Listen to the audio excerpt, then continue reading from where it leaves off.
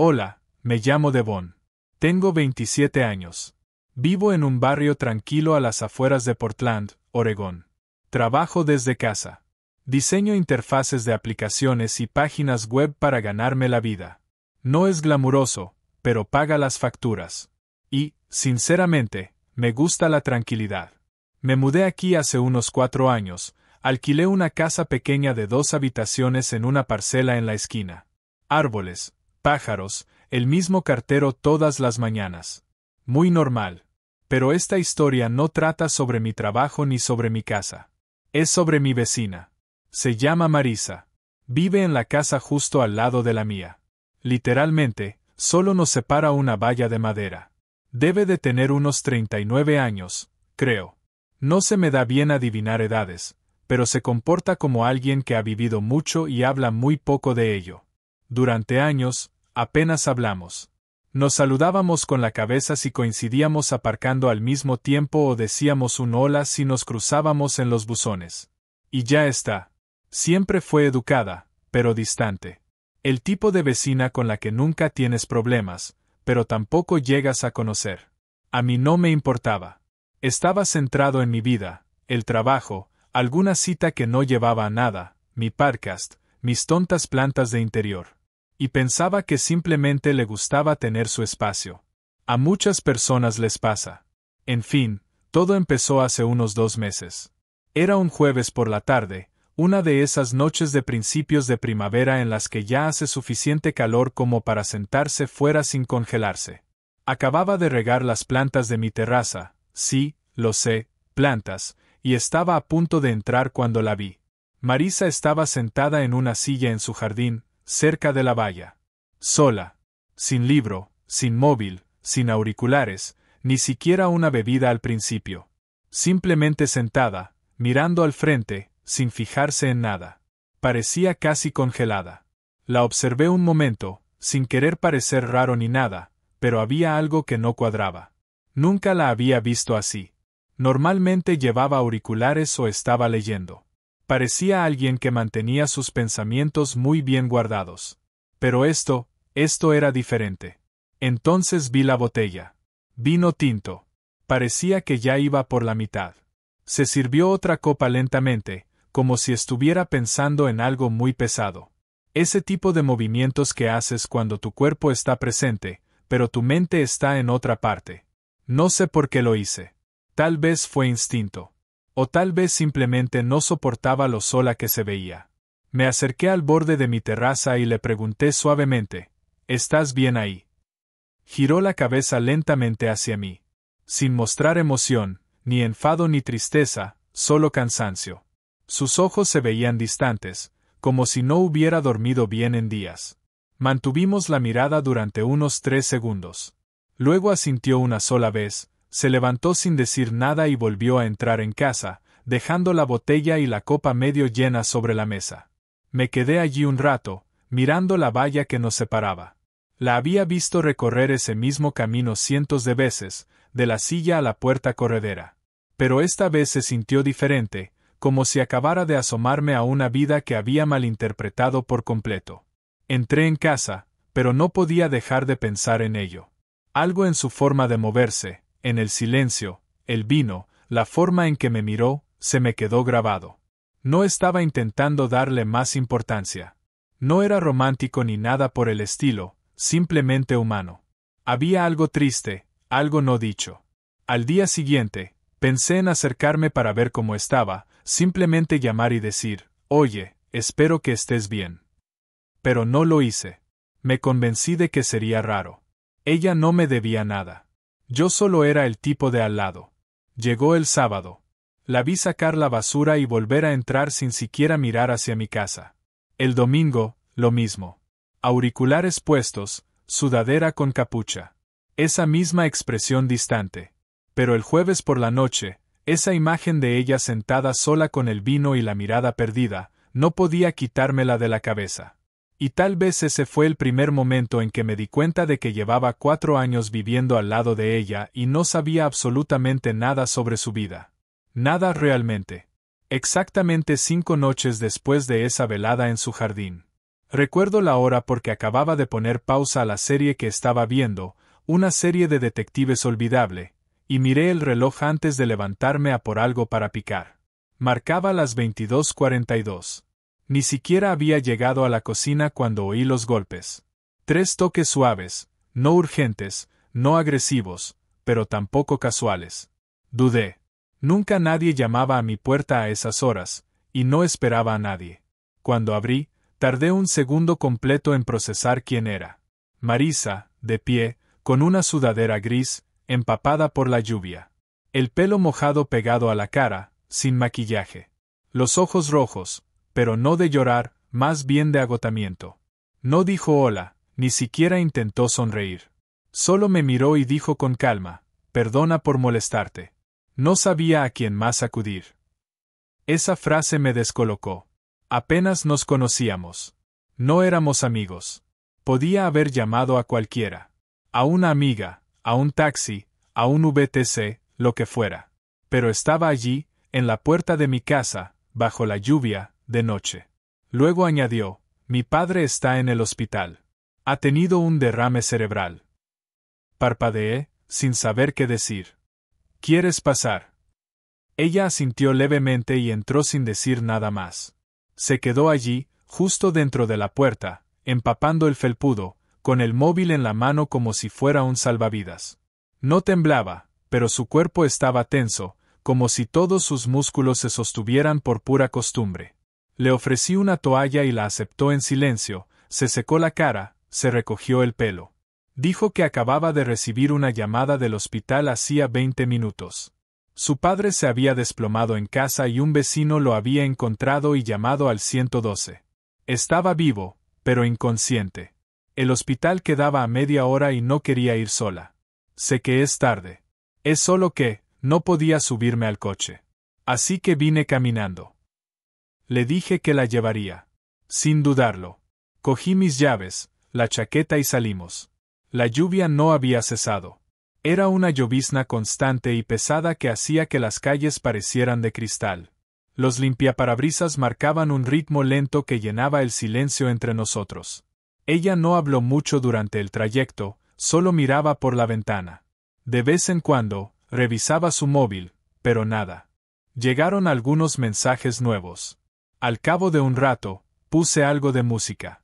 Instrumental suave, solo como ruido de fondo. Ella miró la pantalla del salpicadero y dijo, eso es de la llegada. Asentí. ¿La conoces? Es una de mis películas favoritas. Esa fue la primera vez que la oí hablar de algo personal. Le dije que también era una de mis favoritas. Hablamos brevemente sobre cómo la banda sonora hacía que la película fuera mucho más emotiva, como el silencio decía más que los diálogos. Dijo algo como, a veces, el silencio es lo único que se siente sincero.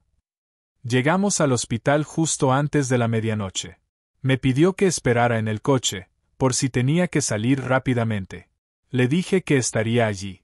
Entró con la sudadera todavía húmeda, sujetando el móvil con fuerza en una mano. La vi desaparecer tras las puertas correderas, los hombros ligeramente encogidos como si se preparase para algo peor de lo que ya sabía. Me quedé sentado allí unos 30 minutos, sin tocar el móvil, solo mirando el aparcamiento mojado, las luces encima proyectando reflejos en el suelo. No sabía por qué, pero sentía que tenía que estar allí. No por una recompensa, no por ser un héroe. Solo por estar. Volvió con las manos en los bolsillos. No dijo nada al principio. Simplemente entró en el coche y se quedó mirando al frente. Luego, finalmente dijo, está estable. No saben si despertará, pero está estable. Su voz se quebró un poco al decir despertará. Respiró hondo. No pensé que lloraría, pero lo hice. Eso fue todo lo que dijo antes de volver a quedarse en silencio. No le pedí detalles. Solo arranqué el coche y la llevé a casa. Al llegar, la acompañé hasta su puerta. Se volvió hacia mí y dijo, gracias por llevarme, por no hacer un montón de preguntas. Me encogí de hombros y dije, a veces esa es la mejor forma de ayudar. Me miró un largo instante, no era exactamente una sonrisa, pero algo parecido. Luego abrió la puerta y entró. Me quedé en su porche unos segundos más antes de volver a casa. Dentro, me senté en el sofá e intenté volver a ver mi serie, pero no podía dejar de pensar en cómo me miró cuando dijo, no sabía a quién más acudir, después de 4 años viviendo al lado. Cientos de saludos rápidos, docenas de gestos con la cabeza en el aparcamiento. Ese fue el primer momento real que compartimos. Y tuve una extraña sensación, de esas que se sienten en lo más profundo del pecho y no desaparecen. Algo entre nosotros acababa de cambiar. Habían pasado unos días desde aquella noche, desde el trayecto, desde el hospital. Marisa no salió mucho de casa después de eso. Veía la luz de su cocina encendida por la noche. Pero durante el día, nada. No paseos, no sacaba la basura, sin luces en el porche. Se había encerrado en su espacio. Y parte de mí se preguntaba si tal vez me había pasado ayudándola. Tal vez se arrepentía de haber venido. Me repetía que no debía pensar demasiado. No éramos amigos. No me debía nada. Pero mentiría si dijera que no sentía curiosidad. Y tal vez algo más que curiosidad. Entonces, un miércoles por la tarde, estaba sacando una bolsa de basura al contenedor cuando oí su puerta abrirse con un chirrido. Me giré. Estaba en la puerta, con pantalones de chándal, una camiseta ancha, el pelo recogido, sin maquillaje. Aún parecía cansada, pero más despejada que antes. Alzó una mano en un saludo tranquilo y dijo, ¿te apetece entrar a tomar un café? No dudé. Claro. Era la primera vez que entraba en su casa. Estaba cálida, y no solo por la temperatura. Las luces eran suaves, naturales. Había algunas velas encendidas en la cocina, aunque era pleno día. Olía a canela o clavo. Las paredes estaban llenas de libros, tapas duras, de bolsillo, algunos claramente muy leídos, con los lomos desgastados. En la esquina del salón había un tocadiscos vintage con un pequeño montón de vinilos. Bowie, Johnny Mitchell, Sufjan Stevens. Recuerdo haber pensado, nada de esto encaja con la mujer callada que pensaba que conocía. Nos sentamos en la pequeña mesa de la cocina. Sirvió café para los dos. Sin leche, sin azúcar, solo café fuerte y negro. Bebimos en silencio un momento. Entonces lo soltó, así, sin más, solía venir aquí con mi marido. Golpeó la mesa con los dedos. Compramos esta casa juntos hace 7 años. Murió hace 5. Su voz era tranquila, controlada. No intentaba dramatizar. Parecía simplemente estar contando hechos. Parte de su historia que normalmente guardaba bajo llave. Asentí. No presioné. Siguió hablando. Habían estado casados solo 2 años cuando él murió. Infarto repentino. 36 años. Sin aviso. Volvió de un viaje de trabajo de fin de semana y lo encontró en la cocina. Colapsado. Los paramédicos dijeron que llevaba horas muerto. No sabía qué decir. Aún no lo sé. No hay un guión para eso. Dio otro sorbo de café. Dejé de hablar con mi padre después de eso. Levanté la vista. Me llamó débil por no mantenerme entera. Se rió, amarga. Dijo que estaba avergonzando a la familia. Luego se levantó y fue al salón, sacó una vieja foto de la estantería. Me la entregó. Su padre, postura rígida, uniforme militar, sin sonrisa. Fue un buen soldado, no un buen padre. Se sentó de nuevo. Cuando le dije que no quería hijos, no después de perder a mi marido, me llamó egoísta. Que lo lamentaría. Que ningún hombre querría a una mujer rota que no quisiera una familia. Miré la foto y luego a ella. Parece un auténtico imbécil. Se me escapó antes de poder frenarlo. Me miró sorprendida, luego se rió. Una risa real. Sí, lo era. Se recostó en la silla, cruzó los brazos sobre el pecho. No quería soltarte todo esto de golpe. Es solo que, hizo una pausa. No huiste cuando aparecí en tu puerta la otra noche. La mayoría lo habría hecho. Negué con la cabeza. No sentí que fuera algo de lo que huir.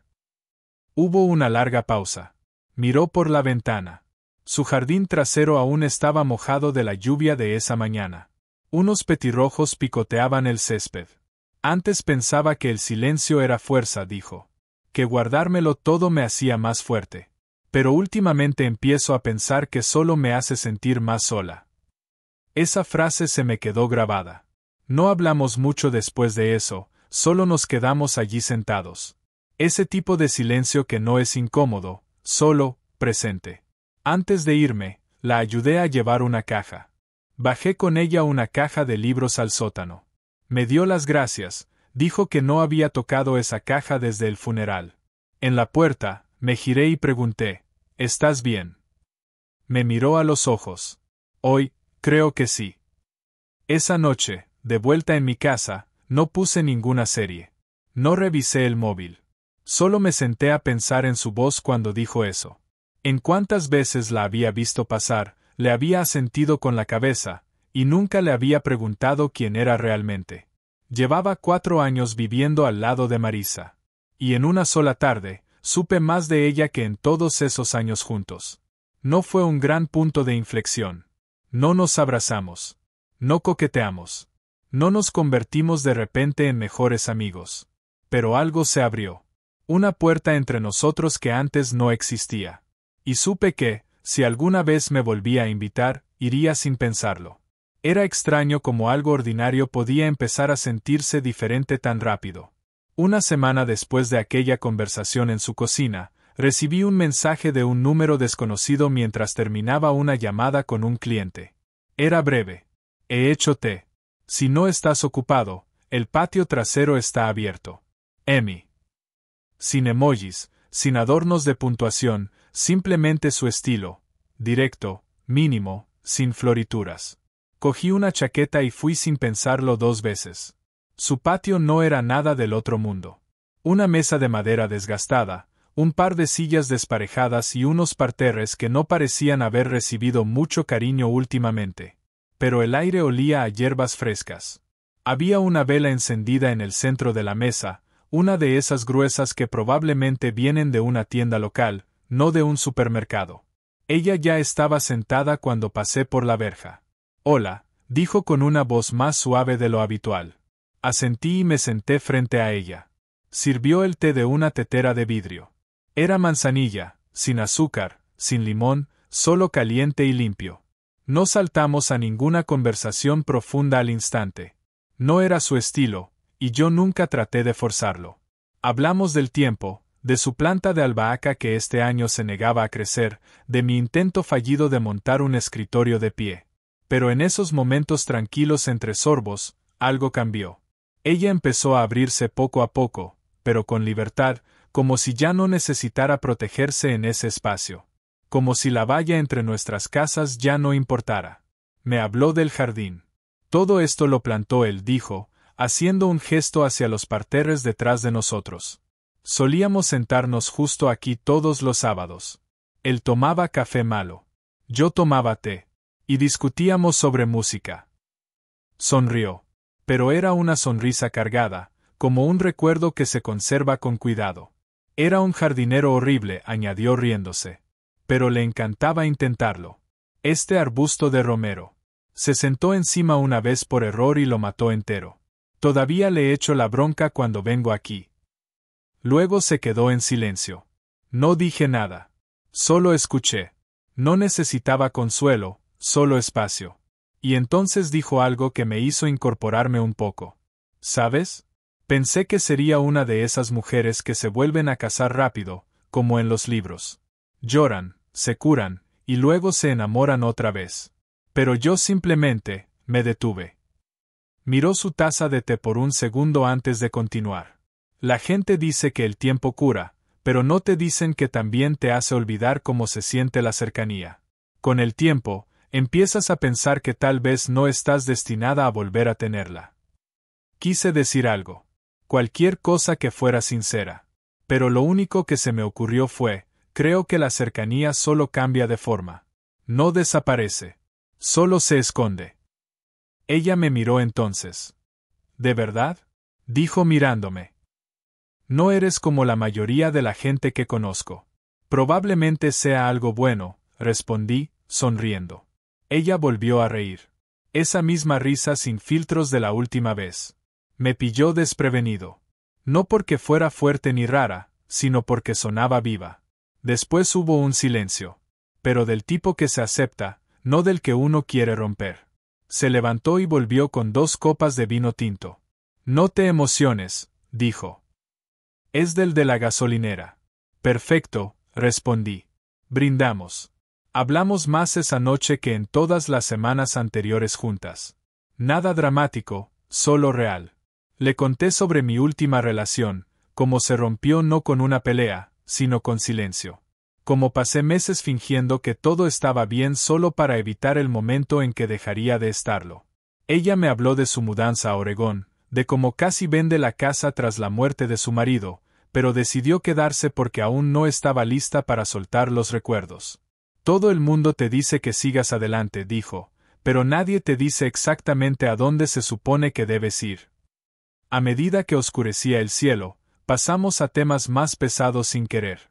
Me preguntó si alguna vez me sentía solo trabajando desde casa. Le pregunté si alguna vez se sentía invisible en su propio vecindario. Dijo que sí. Y yo también. En un momento, me di cuenta de que había movido su silla un poco más cerca de la mía.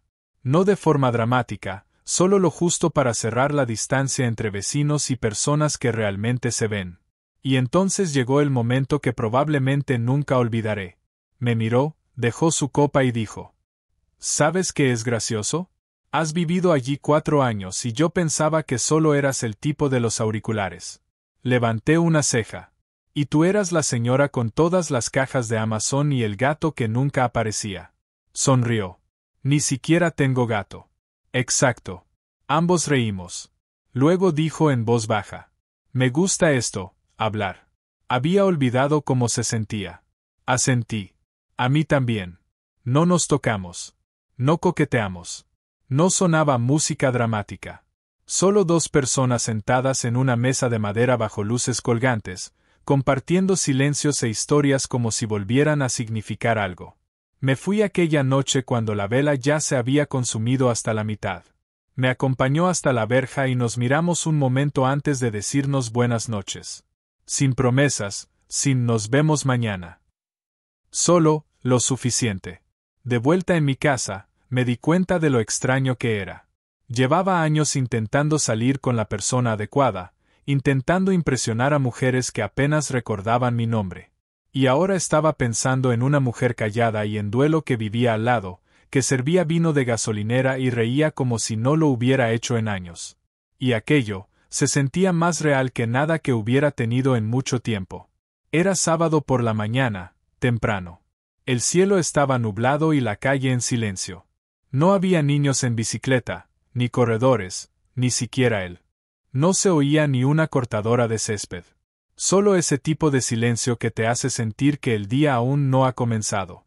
Estaba sentado en mi escritorio, terminando un diseño para un cliente. El café, medio templado, a mi lado, la bandeja de entrada abierta, música suave de fondo. Entonces lo oí. 3 golpes suaves en la puerta. Miré la hora, 7:13 de la mañana. Supe que era ella antes incluso de abrir.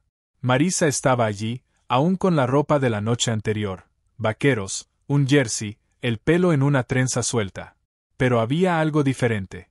Su rostro estaba pálido, casi sin expresión. Y en las manos sostenía un sobre marrón. No esperó a que dijera nada. Mi padre ha fallecido esta mañana, dijo. No lloró. No vaciló. Lo dijo como un hecho que aún no había asimilado. Abrí la puerta de par en par. Pasa. Entró y se sentó en el borde de mi sofá, aún con el sobre en las manos. Fue sobre las 4:30, dijo. Llamaron. Dijeron que estaba estable anoche. Que no hacía falta que fuera. Y luego llamaron de nuevo 2 horas después. Me senté frente a ella. Esperé. No despertó, dijo. Nunca llegué a decirle nada. No de verdad. Pero fui la semana pasada. Estuve con él 1 hora. Le dije que lo perdonaba. Le dije que no lo odiaba. Extendió el sobre hacia mí. Dudé. ¿Qué es? Pregunté. Sus cosas, respondió. Documentos. Su DNI. Una foto de mi madre. Y una carta dirigida a mí. Aún no la he abierto. Volvió a apoyarlo en su regazo. No estoy lista. Asentí. No presioné. Nos quedamos en silencio un rato, un silencio con peso, no con tensión. Entonces dijo: no sé por qué he venido aquí. No quería estar sola, pero tampoco quería estar con nadie más. Me levanté, serví café recién hecho para los dos, volví y le tendí una taza. Ella la tomó, envolviéndola con las manos como si intentara calentar algo dentro de sí. ¿Quieres que te lleve al hospital más tarde?, pregunté. Negó con la cabeza. Ya he firmado todo. Lo mantienen en almacenamiento en frío hasta el lunes. Haré los trámites entonces. Se la veía agotada, pero lúcida, como si su mente ya estuviera 5 pasos por delante, organizando lo que había que hacer. Pero entonces me sorprendió. Necesito alejarme de aquí unos días, dijo. Solo unos días. Pensaba en ir a la costa. Cannon Beach o quizás Manzanita. Asentí. Suena bien. Tomó un sorbo de café. ¿Vendrías conmigo?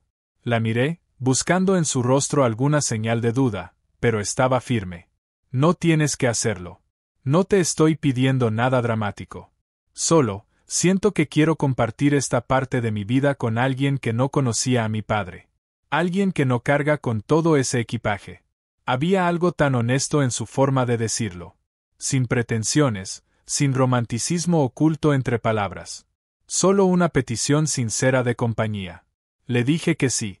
Esa misma tarde, cogimos mi coche y conducimos hacia el oeste. Sin grandes planes, sin maletas. Solo 2 personas con ropa cómoda y ojos cansados. El océano estaba gris cuando llegamos, y el viento era fuerte, pero se sentía bien.